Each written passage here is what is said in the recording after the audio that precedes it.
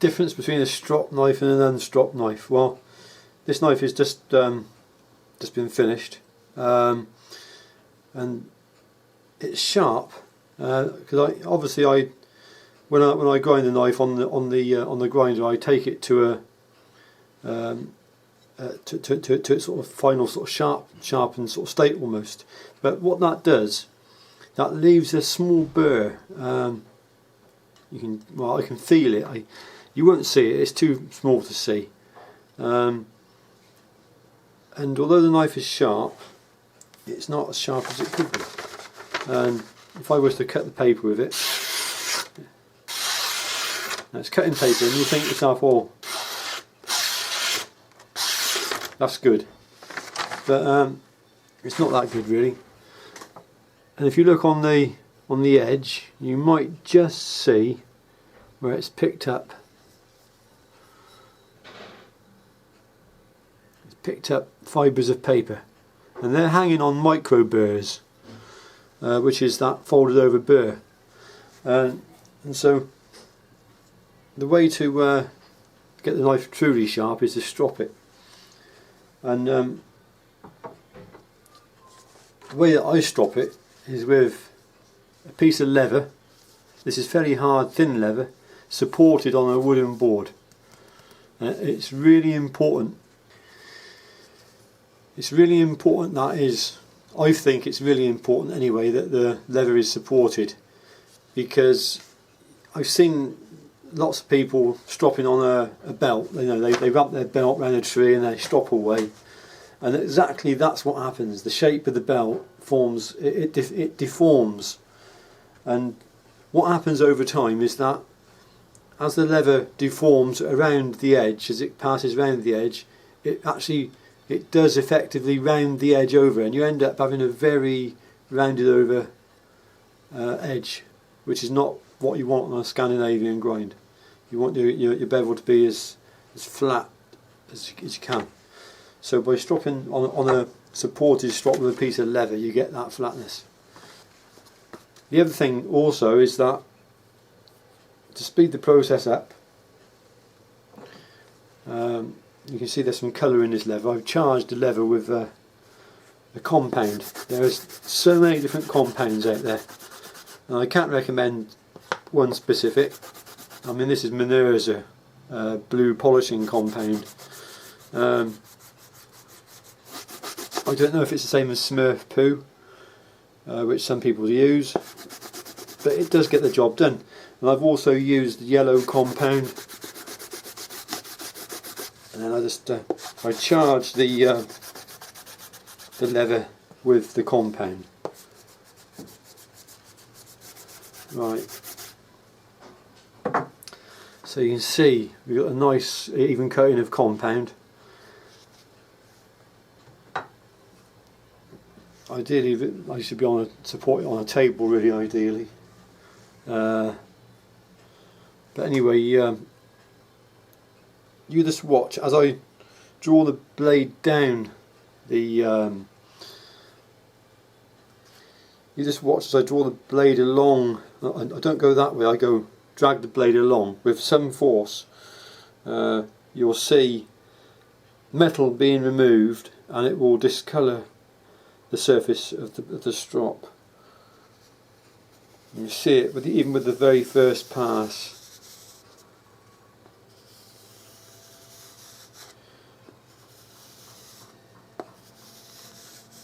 You see it's darkening that. It's darkening the surface of the strop. And then I reverse the procedure, reverse the bevel, and bring it towards me, ensuring I hit all the bevel. I'm using a fair bit of force, hitting the entire bevel. And I reverse it again, and what this is doing, this is polishing the bevel, and it's also bending that micro burr, flexing it from one side to the next side, back to the other side, back to the next side. And what that does that fatigues the burr, and the burr just falls away, and then that leaves you with it leaves you with the actual proper cutting edge.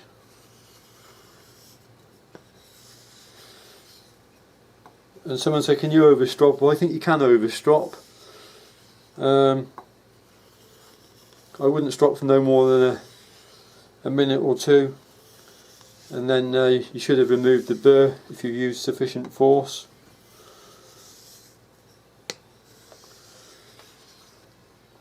Sometimes I find it hard to get right to the very tip. It's a bit tricky.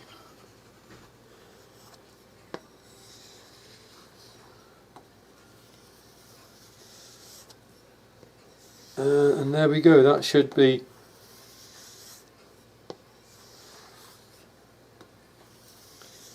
stropped now.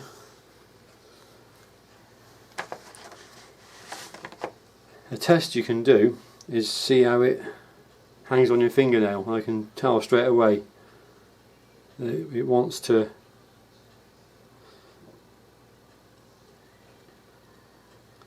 dig into my fingernail.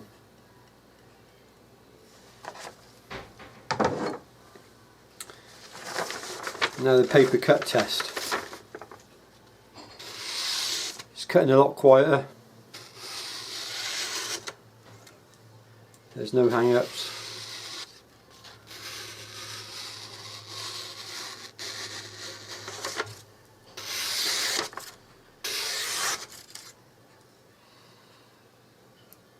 That's now a well-stropped blade. You can refine it a stage further, and I've seen Ben Orford have some newsprint around the strop, and the newsprint acts as a very fine abrasive, much finer than the compound and leather, and just gives it a very fine finish. I mean, this is gliding over this. This is so smooth now.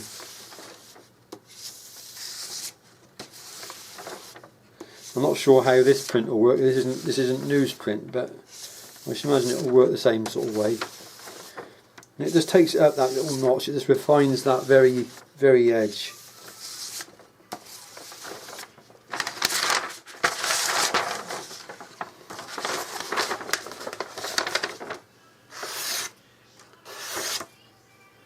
I mean, that is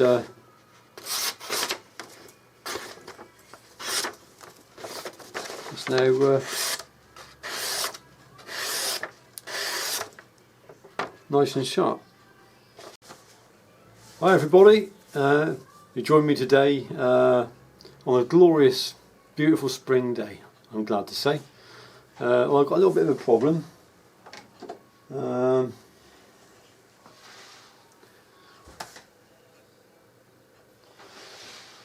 Lens on my glasses. It's time I had a new pair of glasses anyway, but the little screw's fallen out. I've lost a screw, and I think I'm going to be investing in a new set of glasses. Anyway, a couple of finished knives. I finished Adam's knife. Thanks for being patient, Adam. It's been a long time, I know, but I managed to get it done now.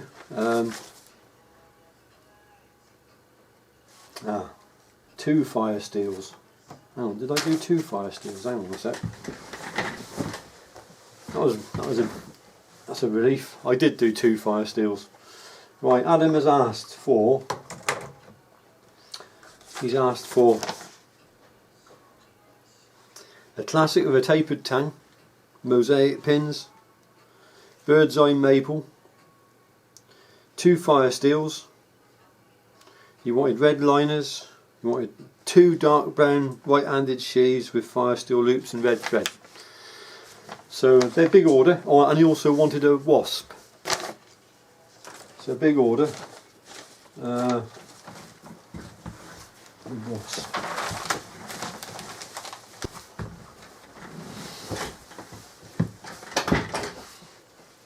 I'm pleased to say I have completed that order. and I'll show it to you now. We'll start off with the wasp first. Well, there's your wasp. Right hand sheath, neck carry sheath, nice solid brass press studs.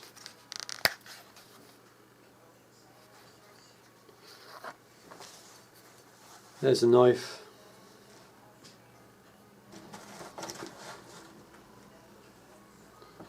So that's the little wasp. Needs a bit of a clean up.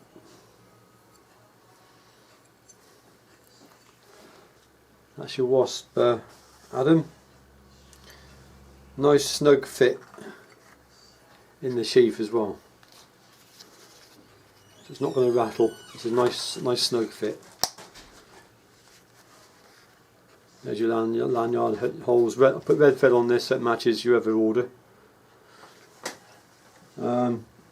You wanted two sheaths, so you've got a sheath with a knife in, and you've got another sheath. They've both got danglers. They've both got fire steels.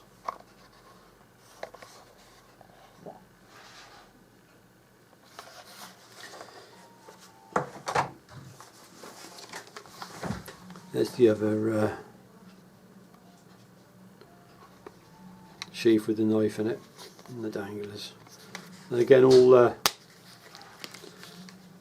solid brass press studs. This is an upgrade because I was using steel coated with brass, and I used them all up, and then I saw the solid brass ones. I thought I'd give them a try, and they really just gone on so well.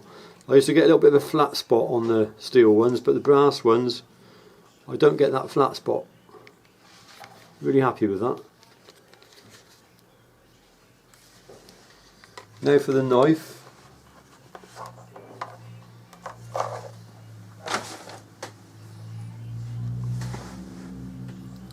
It's stabilised bird's eye maple.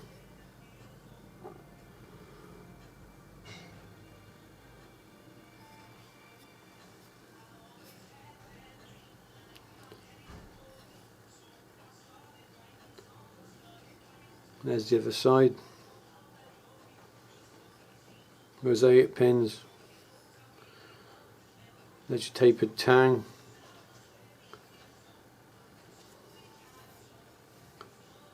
There's your apex pommel.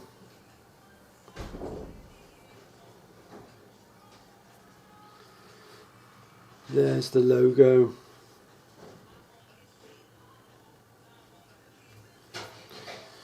So all in all, very nice knife.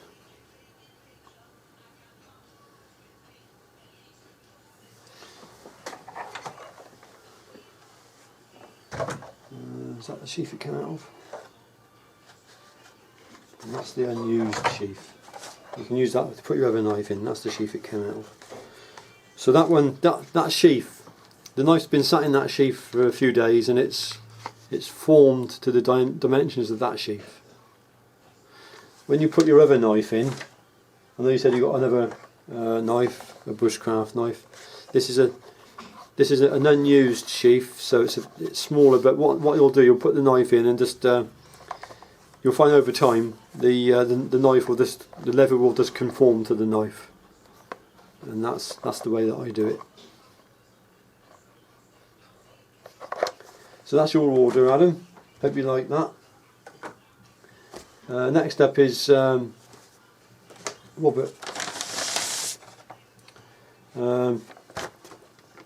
Robert's knife, you just saw me stropping that.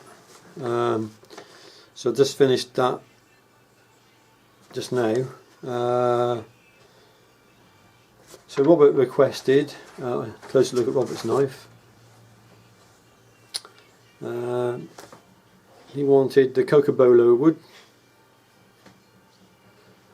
This has got black liners with a tapered tang.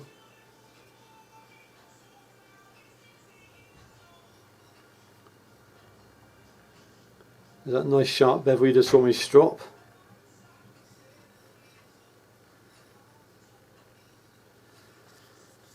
There's the pommel of the knife.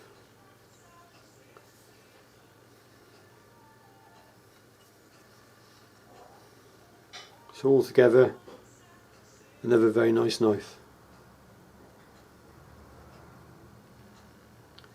The sheath is on the warm radiator at the moment. I've just applied the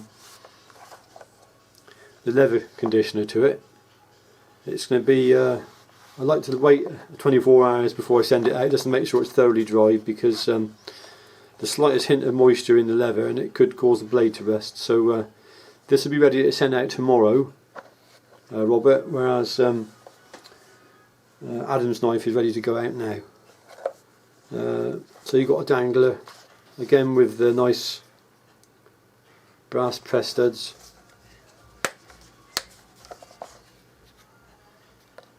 And it's all fully detachable, as you've seen in my other videos.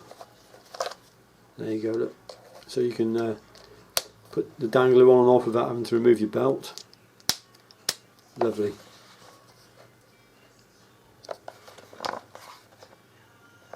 And that's that. So anyway, I hope you two like those knives. Wife comes home from work in a minute, and I got to do something which I hate doing. That's shopping. I've been, we go to the supermarket about a mile and a half away, and I loathe going around the supermarket. But I have found a new source for fresh meat, so I don't mind going there to get the fresh meat. It's a lot more fun than the supermarket. Anyway, having said that, hope you've enjoyed the video. Hope you like the knives. Upcoming builds are for Mark Hart, Chris Nutley. Chris, I've got your knives sort of like half done now. The wood's in the vacuum chamber stabilising. It's ready to come out now, actually. I've got Irwin, Lee, or one or two others. I can't. The book's under a lot of junk at the moment, and I'll sort them all out. But anyway, orders are coming to an end, and I'm working on 3 knives that I'm hopefully going to have up at the end of the week on the website for sale, and a special knife for a good bunch of lads. But that'll be revealed at some point in the near future too. So anyway, thanks for joining me in on this video, and I'll see you in the next one. Bye for now.